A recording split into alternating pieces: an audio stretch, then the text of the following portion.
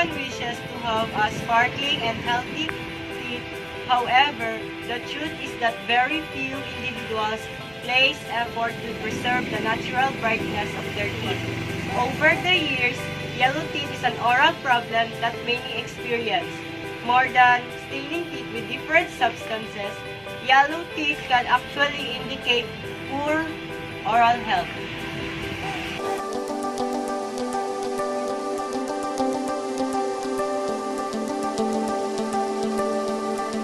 Yellowing can also be caused by a wide array of health factors. According to Dr. Justin Phillip of J. Phillip Dentistry in Chandler, Arizona, the number one cause of teeth yellowing is lifestyle. Not surprisingly, other dark-colored foods, beverages including red wine, colas, dark sauces, and various fruits such as grapes, blueberries, and pomegranates also have potential to stain teeth. These items are high in chromogens, pigment-producing substances, with a penchant for sticking to tooth enamel.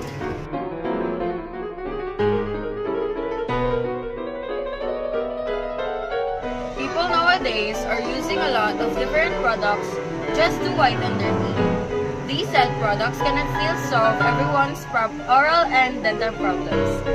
Today's generation needs to have affordable and good quality toothpaste. Our study will aim to prove the effectiveness of guava, guava, leaf extract, and baking soda, sodium bicarbonate for teeth whitening and cleansing.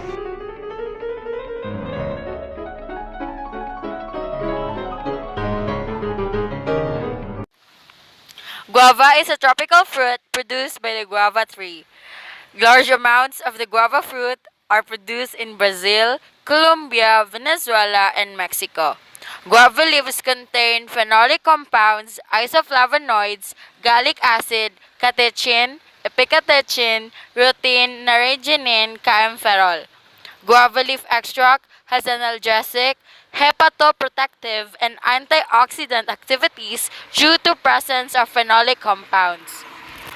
Guava leaves extract are not only beneficial for teeth whitening but also used to treat different dental complications. Guava leaves have anti-inflammatory and antibacterial properties that help in relieving toothache quickly, cure gums, toothache, mouth heat, and tooth root bleeding effectively. In addition, guava leaves contain astringent compounds that work to strengthen the gums, tighten teeth, and reduce erection toothache. With natural antibiotic ingredient, guava leaves help to prevent the growth of pathogens of tooth decay and will cause tooth decay to decrease.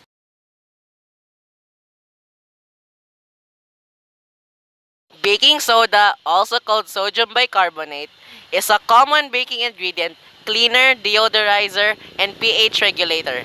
Baking soda is a single compound composed of only 4 elements: sodium, hydrogen, carbon, and oxygen, NaHCO3. Baking soda, a mild abrasive agent, is an effective teeth whitening remedy if used responsibly.